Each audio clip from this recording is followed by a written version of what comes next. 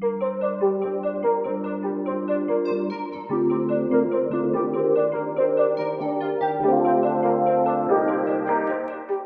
mi deseo es de que la paz de nuestro Señor Jesucristo sea con todos y cada uno de ustedes. Y el día de hoy, conmemorando lo que es este domingo de resurrección, pues hemos decidido grabar pues ahora sí, una plática un poquito general respecto a por qué nosotros como cristianos podemos considerar que la resurrección fue un evento histórico. Miren, como tal, el tema de la resurrección es sumamente crucial para la vida del creyente. Entonces, el día de hoy pues vamos a estar comentando un poquito acerca de esto. Ahora, últimamente han surgido, y ojo, no nada más en nuestra generación, sino ya tiene algo de tiempo, que se han levantado ciertas voces con la idea de pretender, pues, como tal, cuestionar lo que es la parte de la resurrección. Ahora, por ejemplo, tenemos algunos testimonios. Por ejemplo, aquí tenemos a John Shelby, que él fue un obispo episcopal, ahorita ya está retirado, y él dice lo siguiente: Jesús fue depositado en una tumba común y cubierto. Al poco tiempo solo quedaban algunos huesos, y tampoco los huesos tardaron mucho en desaparecer. La naturaleza reclama sus recursos con mucha eficacia. O sea, es decir, este hombre supuestamente cristiano, supuestamente creyente, pues él dice, no, pues sabes qué, el tema de la resurrección, pues es un tema que pues ya pasó, o sea, bueno, pasó en el sentido de que fue un relato, es meramente un relato, no tenemos por qué tomarlo como algo literal, simplemente pues es una cuestión que ya fue documentada hasta un cierto punto, pero es a final de cuentas fruto de mitos o otro tipo de elementos, ¿no? Otro, por ejemplo, que pudiéramos mencionar es este Michael Weigand. Este hombre ha escrito varios libros, uno de ellos se llamaba Sangre Santa, justamente tratando de aportar o tratando de seguir esta línea medio conspiranoica de que Jesús tuvo hijos con María Magdalena. Incluso por ahí hubo una especie de demandas con Michael Brown, con Dan Brown, que donde justamente tocaba esta parte, ¿no? De que hubo ahí un plagio en todas estas teorías. Podemos ver esta línea en las películas como El Código Da Vinci, creo que se llamaba Inferno, y Ángeles y Demonios. Era esa trilogía de Dan Brown, y justamente, bueno, uno de los que apoyan ese tipo de ideas o de teorías locas, porque, ojo, no tienen validez histórica, es Michael Weigand. Y él elabora una teoría un poquito más, vamos a llamarlo así, conspiranoica. Y él dice que Poncio Pilato no quería, pues, matar a Jesús, porque, pues, Jesús, a final de cuentas, había estado a favor de pagar los impuestos a Roma. Entonces él dice lo siguiente: ¿cómo podía Pilato juzgar, no digamos condenar, a un hombre que a primera vista estaba apoyando la política romana? Lo que dice Weigand. Y él dice bien, de haber procedido a condenar a un partidario tan firme de Roma, Pilato mismo habría sido acusado del abandono del deber. Y él elabora aquí esta idea y dice, no, pues que realmente Pilato no crucificó a Jesús, pudo haber puesto a alguien en su lugar. Luego ya todos los relatos cristianos como tal se fueron desarrollando de esta manera. El problema con ese tipo de cuestiones, y sobre todo con esta conspiración de Pilato, es de que no tienen validez histórica alguna, es decir, no hay fuente alguna que pueda apoyar ese tipo de elementos. Ahora, algunos se preguntarán, ¿pero por qué estamos tocando el tema de la resurrección específicamente? Otro de ellos también es James Tabor, y él propone que el sepulcro de Jesús quedó vacío, no porque se produjera una resurrección, sino porque el cuerpo de Jesús fue cambiado de lugar y enterrado después en otro por los miembros de su familia, o los discípulos. Dice, en una contundente declaración, Tabor revela incluso el lugar en que Jesús puede haber sido sepultado, fuera de la ciudad de Galilea de Tzafat. Y bueno, ahora, volvemos a lo mismo. ¿Por qué es importante tocar el tema de la resurrección?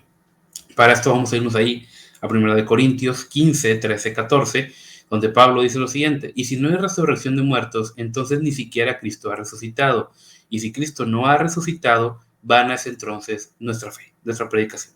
Y vana también es vuestra fe. Es decir, la resurrección no es un tema meramente, vamos a llamarlo así, no es un tema meramente doctrinal, no es un tema que meramente pudiéramos decir que, pues bueno, a lo mejor y sucedió de una manera metafóricamente, no.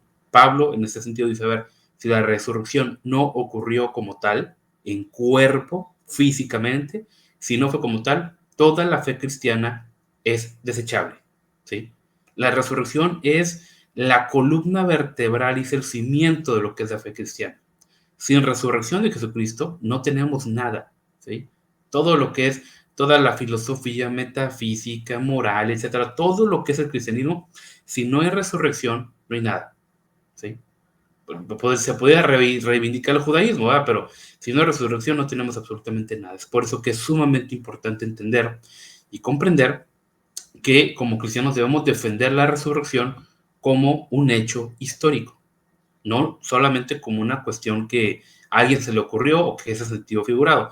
Hoy en día, con el avance de la teología liberal, que es la teología liberal rápidamente, pues esta idea de querer relativizar las cosas, ¿no? Decir, bueno, fíjate que el diluvio no ocurrió, Moisés tampoco existió, Moisés no escribió el Pentateuco, todo el Antiguo Testamento puede ser considerado como una especie de fábula, una reflexión, un cuento legendario, es lo que nos dirían esos teólogos liberales. Y pues bueno, yo estoy seguro que si continuamos el tiempo y Cristo no vuelve por su iglesia, en 100 años o incluso más, habrá quien dirá que todo lo ocurrido del Nuevo Testamento pues también simplemente es una cuestión metafórica, ¿verdad? Por eso es importante, reitero, defender el tema de la resurrección. Ahora, vamos a ver, ¿realmente tenemos pruebas, tenemos alguna base por la cual podríamos decir que la resurrección como tal fue real? Miren, aquí me gustaría citar a Mike Licona y él ha escrito mucho acerca de esto. De hecho, gran parte del material de lo que voy a estar platicando por aquí es de él, de Mike Licona. Le damos el crédito desde ahorita. Y otro de ellos es Gary Habermas, también que ha publicado bastante.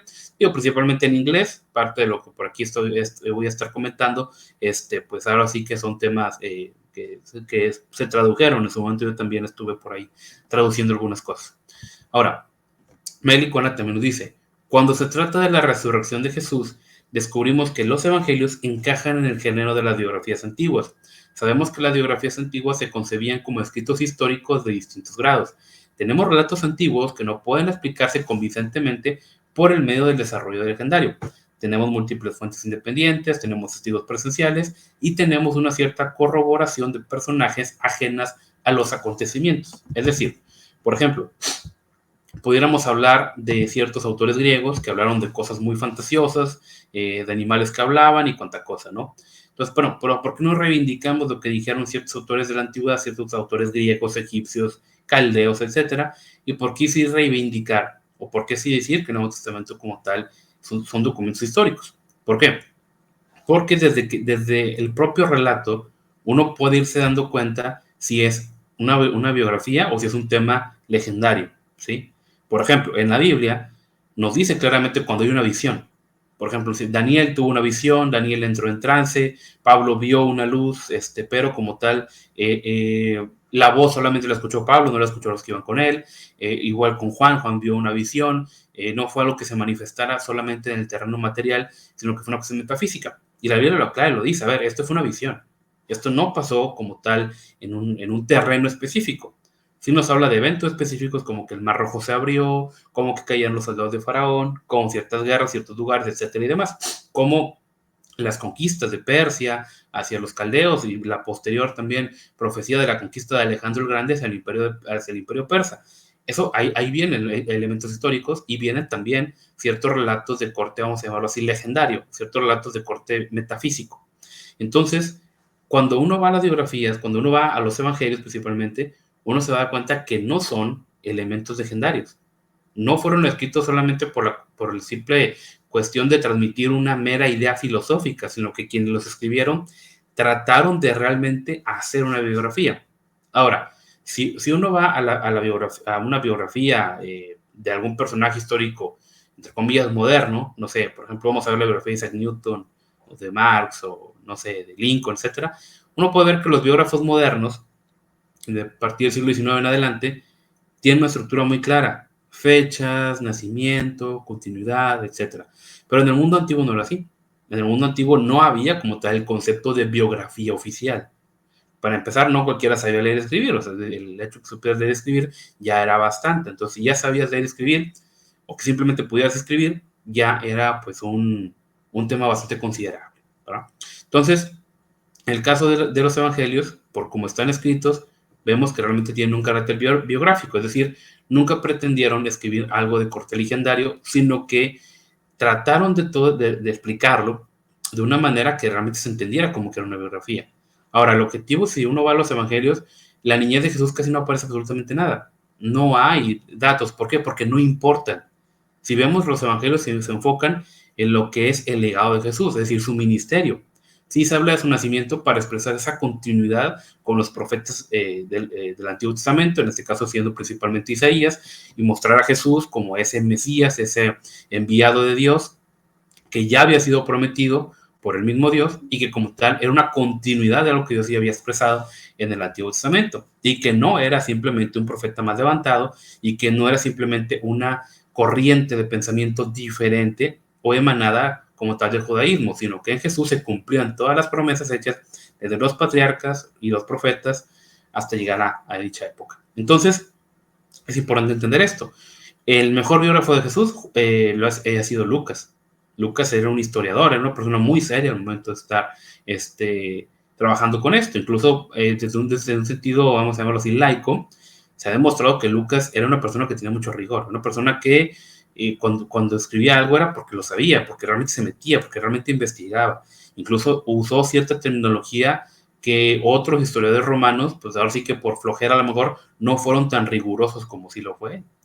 Entonces, en este sentido, podemos ver que los evangelios tienen el objetivo de ser biografías. Y la biografía del mundo antiguo, repito, no había un estándar, pero algo que sí las caracterizaba era mostrar el elemento central del cual se estuviera tratando. En este caso, Jesucristo. El objetivo era mostrar el ministerio de Jesucristo. Reitero, no su niñez, incluso vemos, habla poco desde de sus padres, de María y de José. Simplemente se menciona a José porque a partir de él viene ese elemento davídico, viene esa, vamos a decir, reivindicación de la casa de David, esa promesa viene a través de José, y bueno, en María vemos también este elemento arónico, ¿verdad? Sacerdotal. Entonces, el objetivo de esto es mostrar lo que es la biografía de Jesús. Entonces, ya cuando hablamos de biografía, ya hablamos de alguien que pretende adentrarse en un terreno histórico. Ahora, otro punto también, cuando podemos, si uno va a analizar un elemento histórico, si uno va a sacar ciertas conclusiones, tiene que ser riguroso en ese sentido. Y Mike Licona propone esos tres elementos. El historiador como tal tiene que analizar tres cosas. Uno, fuentes relevantes. ¿Quién te lo está diciendo? ¿De dónde viene la fuente? Dos, una metodología responsable, si realmente imbuirle a una buena metodología. Y la número tres, conclusiones moderadas. ¿A qué me refiero con conclusiones moderadas? Es decir, no debemos de ser demasiado optimistas con ciertos textos. ¿Por qué? Porque muchas veces todo lo queremos hacer bajo una óptica moderna. Reitero, por ejemplo, el caso de las biografías. Vemos una biografía moderna y queremos que en la antigüedad la biografía sea igual que como la vemos hoy en día. Y no es así, porque el mundo antiguo era muy diferente. Entonces, las conclusiones que yo llegue a sacar de un documento antiguo tienen que ser lo más moderado posible. Cada uno tiene ciertos sesgos, cada uno quiere llegar a cierta conclusión. Entonces lo importante es cuando uno analice realmente un texto, ver hacia dónde me lleva la evidencia y no simplemente decir algo porque quiero decirlo o forzar un texto porque yo quiero que diga tal cosa. ¿Ok? Ahora, ya una vez que tengo esto, vamos a ir a lo siguiente. Hay elementos y hechos. Primeramente, Jesús fue ejecutado por medio de la crucifixión. Si yo voy a defender que Jesucristo resucitó, tengo que defender primeramente que Jesucristo primeramente existió y luego fue crucificado. Ahora, además de los evangelios, además de Mateo, Marcos, Lucas, Juan, que nos hablan de que Jesús fue una persona real y que fue crucificado, tenemos autores que no son cristianos. Y eso es muy importante, porque muchas veces cuando se exige cierto rigor por parte de la academia, pues ahora sí que dicen, no, pues es que ustedes tienen autores cristianos, los cristianos echaban mentiras para decir que Jesús existió y que fue crucificado. Es decir, que una persona existiera en el siglo I y que fuera crucificada, pues es absolutamente, es relativamente fácil de comprobar, ¿no? O sea, es decir, es un tema bastante plausible. Había personas en el siglo I y los romanos mataban por crucifixión. Esto era completamente normal, ¿sí? Digo, no normal en el sentido que a todos los mataran por crucifixión, sino que son hechos que encajan con la época como tal.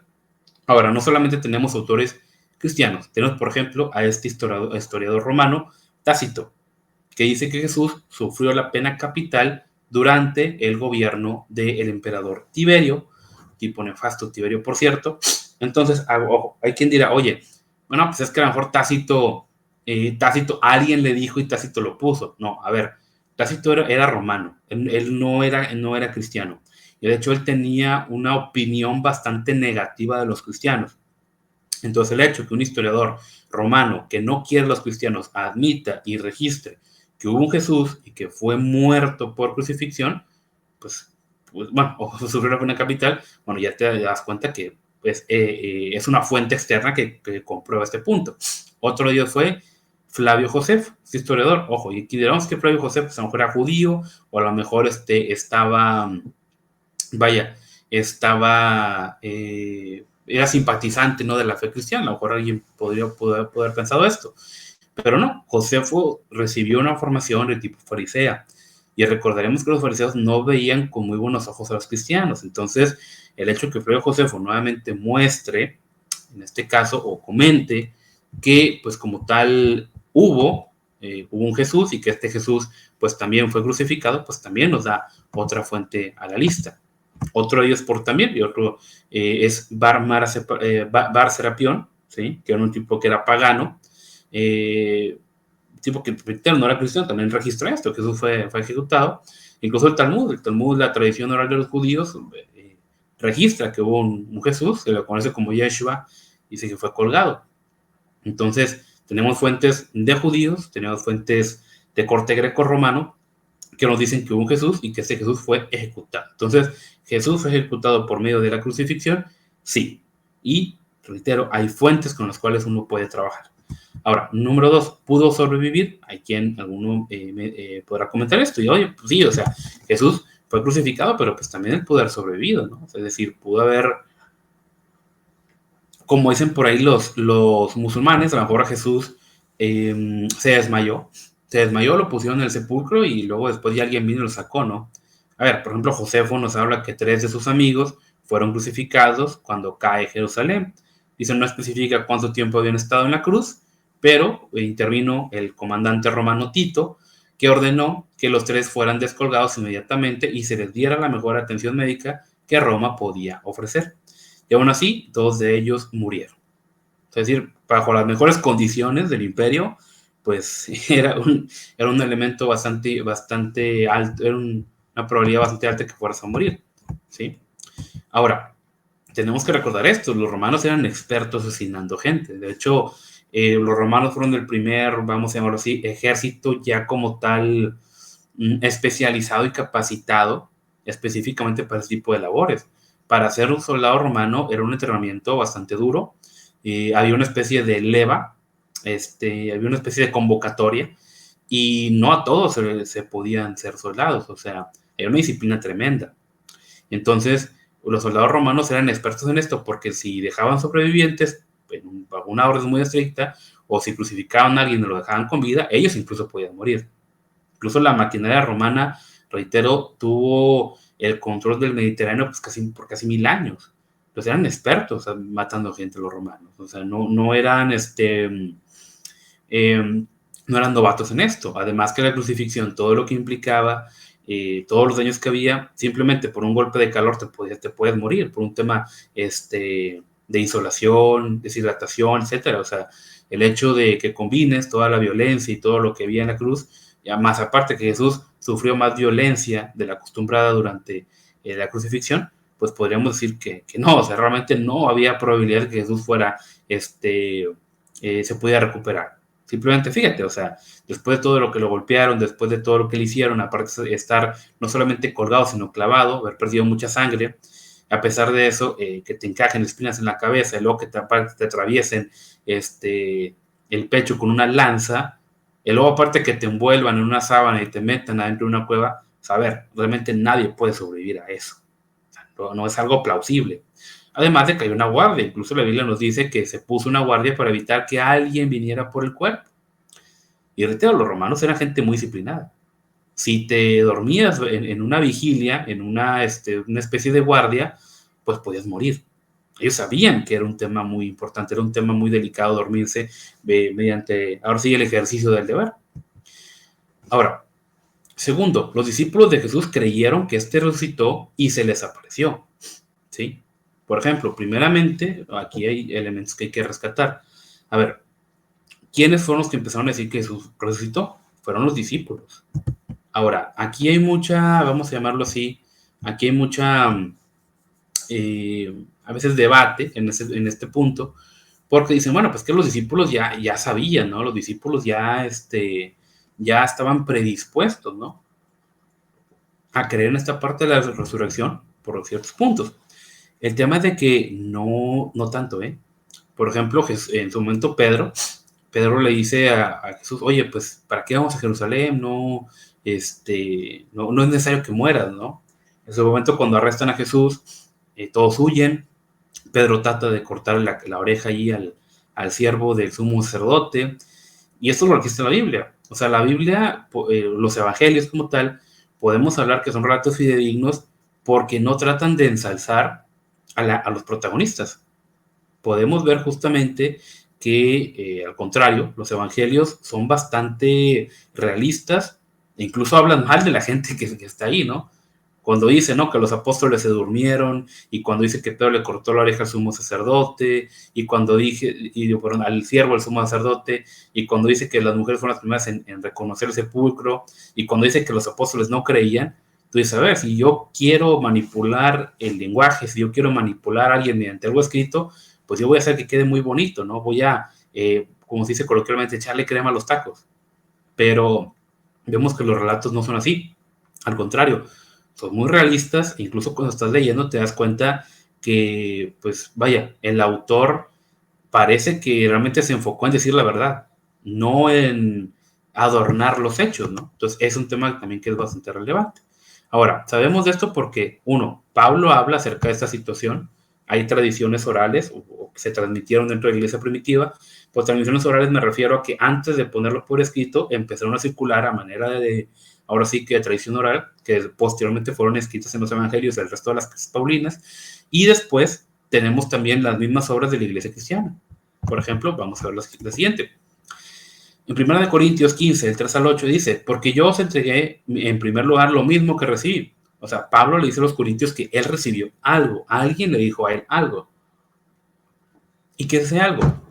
Cristo murió por nuestros pecados, conforme a las escrituras, que fue sepultado y que resucitó al tercer día conforme a la escritura. Es decir, que la escritura ya le está diciendo de una vez a Pablo qué es lo que iba a pasar, ¿sí? Que se le apareció a Cefas y después a los 12, luego se apareció a más de 15 hermanos a la vez, la mayoría de los cuales viven aún, pero algunos de ellos ya duermen. Después se apareció a Jacobo, luego a todos los apóstoles, y al último de todos, como uno nacido fuera de tiempo, se me apareció también a mí. Aquí Pablo es muy claro cuando dice, a ver, incluso está retando a la gente, dice, a ver, Jesús se apareció vivo a más de 15 personas, incluso hay gente que está viva, que no es del grupo de los apóstoles, que no es parte de su familia natural, porque Jesús tuvo hermanos, también hermanos de sangre, no es parte de su familia y están vivos aún. Y aquí Pablo lo dice de una manera de reto, a ver, pueden ir a preguntar, pueden irse a dar cuenta que hay gente que vio a Jesús resucitado aquí.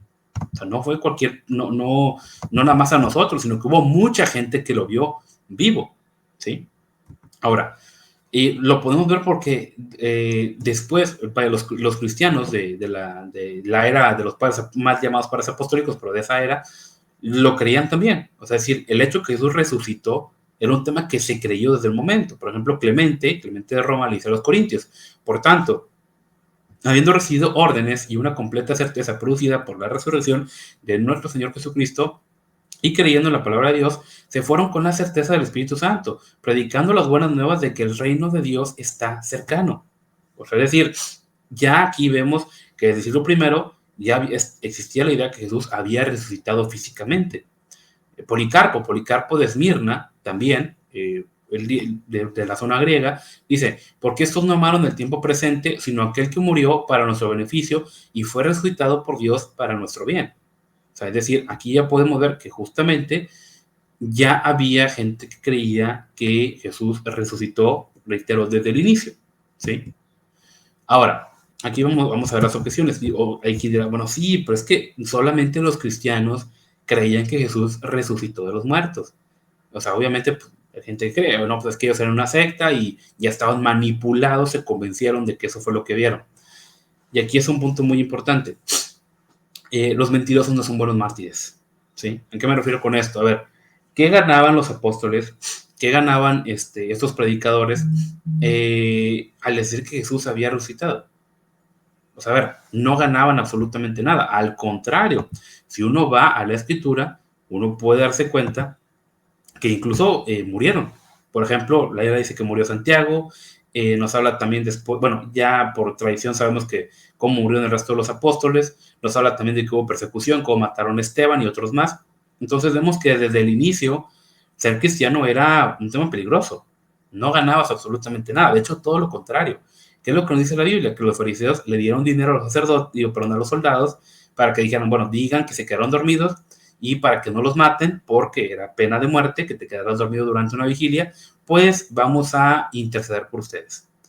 Es decir, si Pedro sabía la verdad, si Juan sabía la verdad, ellos pudieron haber ido con los fariseos y les hubieran dicho, oigan, nosotros escondimos el cuerpo de Jesús, denos dinero y vamos a decir dónde está el cuerpo, ¿sí? Y ya, o sea, ¿para qué morir por una mentira? No tiene ningún sentido. Y ojo, esta gente no era gente loca. Vemos, por ejemplo, a Pedro y a Juan en el templo, vemos debatiendo con gente que conocía la escritura, los vemos debatiendo con líderes religiosos judíos, es decir, no es válido el argumento de que eran gente loca. Y el hecho de que el cristianismo empezara a propagarse y el hecho de que la Biblia registre muchos milagros es completamente plausible con una fe que realmente no era la tradicional.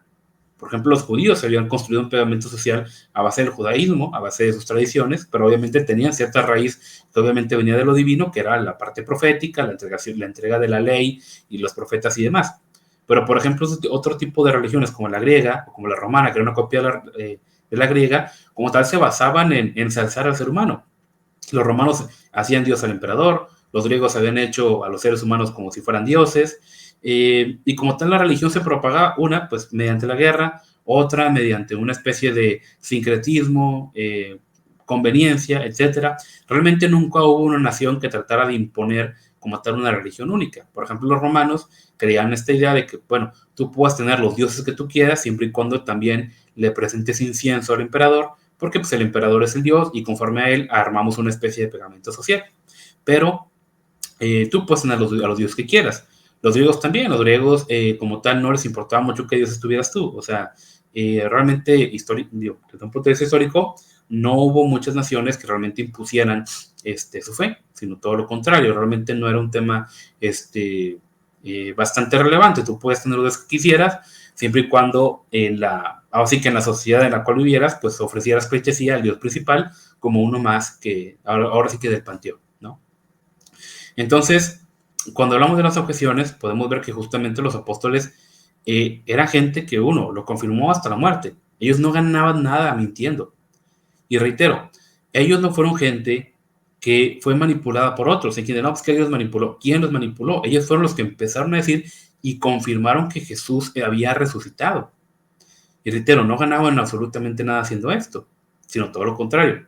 Ahora, el tema de la tumba vacía, y nos dice aquí William Ward de Oxford, dice, la tumba vacía, todas las pruebas estrictamente históricas que tenemos hablan a su favor del sepulcro vacío, y aquellos eruditos que lo rechazan tendrían que reconocer que lo hacen por razones ajenas a la historia científica. Es decir, que la tumba de Jesús estaba vacía es un hecho, ¿sí? Obviamente quienes no creen dicen, no, pues es que los apóstoles se robaron el cuerpo. El tema es por qué se lo robarían y por qué morirían por algo que sabían que era una mentira y por qué lo defendieron de una manera tan bien organizada y tan bien sistematizada, ¿sí? Porque, reitero, si un loco se imagina que se le aparece a alguien, esa persona no tiene la capacidad mental para estructurar una fe como en su momento lo hicieron los apóstoles y como fue Pablo también, ¿sí? Entonces, la tumba vacía, ahí estaba, ¿sí? Y el hecho que nadie debatiera que había una tumba vacía, podemos ver que justamente pues fueron por ahí. Por ejemplo, los judíos decían que los apóstoles, hasta la fecha lo dicen, que los apóstoles se robaron el cuerpo. Y si ellos dicen que se robaron el cuerpo es porque la tumba efectivamente estaba vacía. Y es un tema que hemos comentado mucho. A ver, si yo voy a mentir, si yo voy a decir algo, si yo voy a falsear una historia, ¿dónde la voy a ir a falsear? ¿Dónde me conocen o donde no me conocen? El hecho que los apóstoles predicaran en Jerusalén, en la zona de Judea y posteriormente en Samaria, que eran zonas donde fácilmente podían debatirle, se podían refutarle si decían mentiras, es un hecho que ellos estaban convencidos de que lo que decían era verdad. Y el hecho que desde el siglo I no se presentara una objeción bien estructurada a la resurrección por las contrapartes, podemos ver que había mucha evidencia en ese sentido. Hoy en día, si uno va a Jerusalén, ojo, nada de lo que te digan ahorita en Jerusalén, que es de la época de Jesús y que Jesús apoyó aquí, eso es completamente mentira. porque la Jerusalén del siglo I está enterrada bajo, creo que mínimo 3 metros de escombros. Jerusalén fue destruida por los romanos, luego fue reconstruida, conquistada después por los musulmanes, y luego hubo un vaivén ahí de temas, pero la Jerusalén del siglo I de Jesús ahorita está bajo tierra, ¿sí? Ahí están las ruinas. Todo lo único que queda, si acaso, de aquella época es el Muro de los Lamentos, pero fuera de eso, en Jerusalén nada de lo que hay que el Santo Sepulcro y que aquí Jesús nació y bueno, que aquí lo pusieron y que aquí fue la Santa Cena, no, es mentira, ¿sí? O sea, todo eso es mentira, simplemente es para atraer turistas, vender, ahora sí que reliquias y cuánta cosa, pero todo eso es mentira, ¿ok? Y eso justamente nos lleva al punto de las alucinaciones. Cuando hablamos de las alucinaciones, justamente dicen, no, es que a lo mejor sí lo imaginaron. Volvemos a lo mismo, un loco no puede imaginarse algo así y estructurarlo de tal manera. Y reitero, no fueron nada más los 12 apóstoles, bueno, los 11 apóstoles, porque Judas se suicidó. Tenemos el caso de Pablo.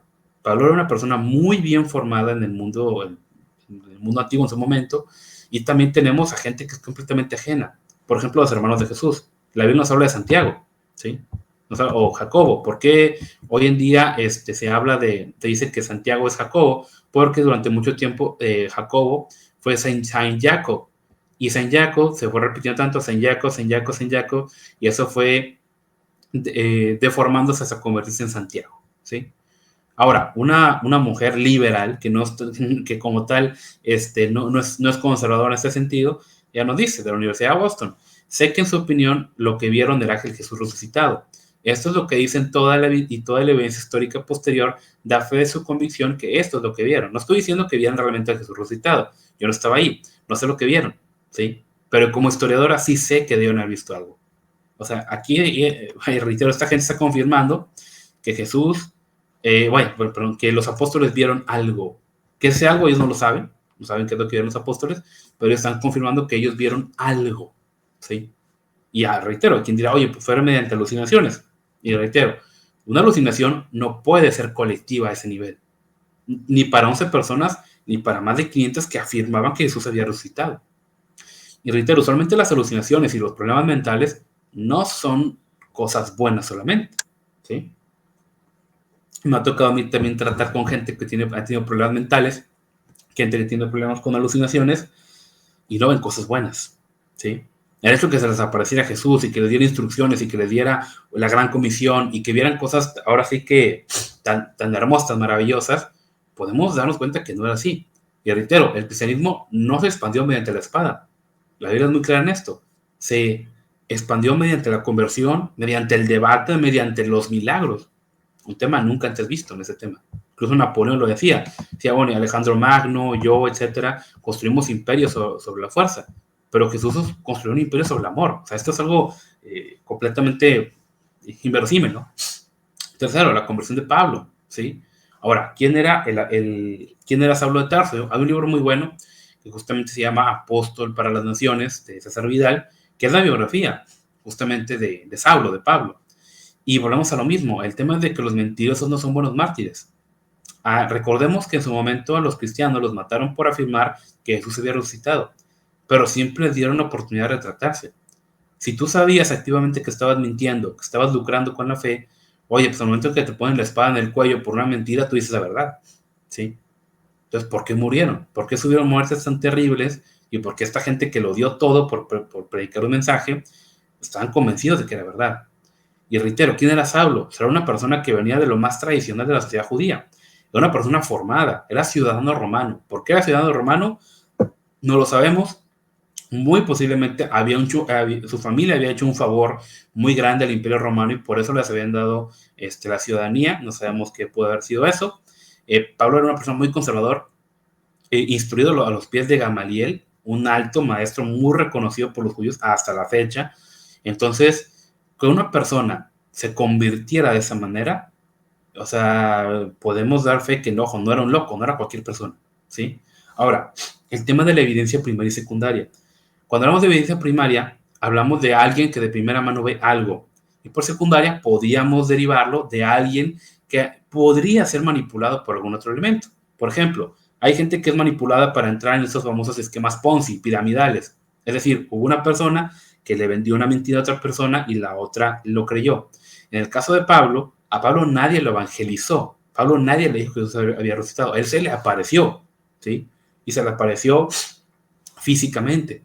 Y reitero, si uno va a los escritos de Pablo, va a Romanos, va a Corintios, etcétera, ve obras de teología muy bien estructuradas. Una persona con trastornos mentales, una persona con ese tipo de problemas, no podría haber escrito algo así. ¿Sí? Es una persona que realmente hubiera estructurado también la fe cristiana, no pudo haber tenido problemas de alucinaciones. En el caso de Pablo tuvo una evidencia primaria, porque él dice, Jesús se me apareció a mí, ¿sí?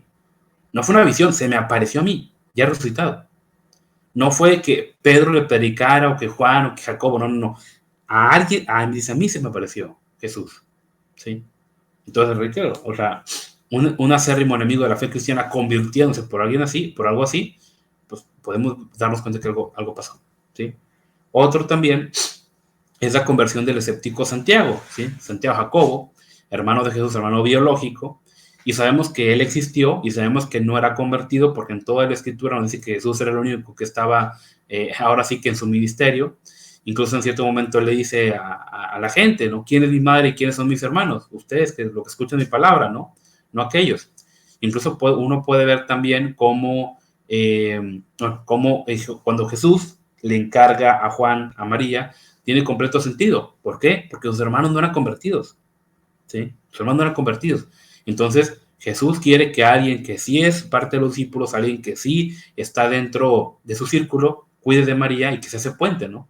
Y la Biblia nos dice que Jesús se le apareció físicamente a su hermano biológico, Santiago, ¿sí?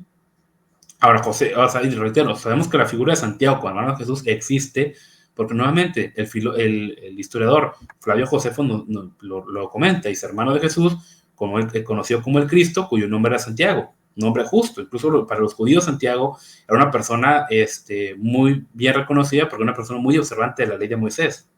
En el siglo II nos habla también Hegesipo, consigna en uno de sus escritos que Santiago era un piadoso judío que se guiaba estrictamente por la ley judía.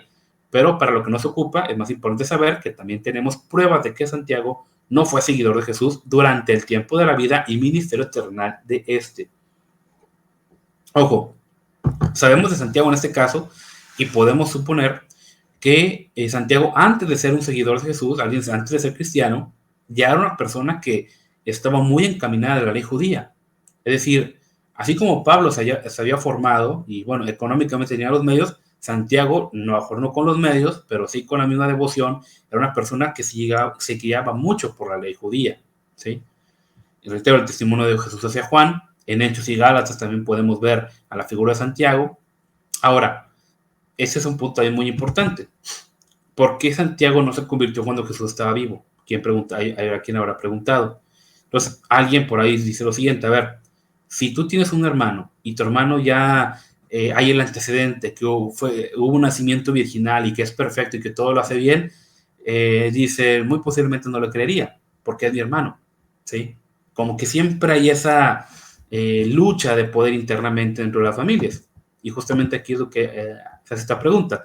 ¿Qué hubiera tenido que ocurrir para convencerle a usted que su hermano es el Señor? ¿Sí? O sea, muy posiblemente la familia es la que más duda de las cualidades de uno de sus miembros. Entonces podemos ver que a lo mejor Santiago era uno de estos. Pero Santiago decía, no, a mi hermano está loco. ¿Sí? Muy posiblemente es lo que pensaba Santiago. Y Santiago se fue a seguir la ley de Moisés y cuánta cosa. Que, ojo, sabemos que Santiago, una vez ya convertido, ante los ojos del pueblo de Israel, siguió siendo una persona justa, siguió siendo una persona que seguía la ley de Moisés, pero ya no estrictamente para el tema de la salvación, porque era creyente en Cristo. Incluso él también murió martirizado. Y por último, la autenticidad de las biografías. Volvemos a lo mismo. Dicen, no, es que si usamos la Biblia, no usamos la Biblia, también usamos escritos de otros historiadores, de otros pensadores de la antigüedad, para comprobar que justamente pasó algo. Dice Bruce Metzger, un experto en el tema de los manuscritos bíblicos, ya fallecido. Pero lo que el Nuevo Testamento tiene a su favor, en especial cuando se compara con otros escritos antiguos, es la cantidad de de copias sin precedentes que han sobrevivido. El Nuevo Testamento es el manuscrito de la antigüedad mejor preservado de la historia de la humanidad, ¿sí? Por ejemplo, podemos hablar acerca de cercanía. Tácito, este famoso historiador romano, él escribió alrededor de 116 después de Cristo. Las copias más recientes que tenemos son de 850 después de Cristo. es decir, casi 700 años de diferencia. Flavio Josefo, del 80 después de Cristo, tenemos copias en latín del siglo IV y mayoritariamente del siglo XI. Es decir, tenemos de 400, ahora sí, a 900 años de diferencia entre los escritos de Josefo. Alejandro Magno, él operó ya por el 323 más o menos antes de Cristo, y lo que tenemos del siglo I. O sea, es casi 400 años, ¿eh? Homero, con la Ilíada, en las copias que tenemos son del siglo II al III, cuando él escribió 800 años antes de Cristo. O sea, hay casi de 800 a 900 años, de 900 a 1000 años de diferencia entre los originales de Homero y las copias que tenemos. Y lo mismo podríamos hablar de Aristóteles, de Platón y de otros autores. Incluso de Julio César también, ¿no? Cuando escribe la Guerra de las Galias. Es decir, los manuscritos que tenemos ahorita en el mundo antiguo son copias de copias de copias de copias de copias con mucha diferencia.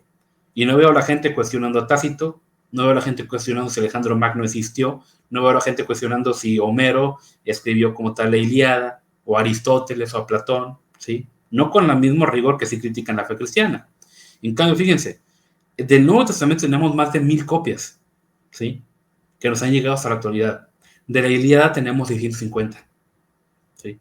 De la antigüedad, el Nuevo Testamento es la colección de documentos mejor preservados y que más copias tenemos.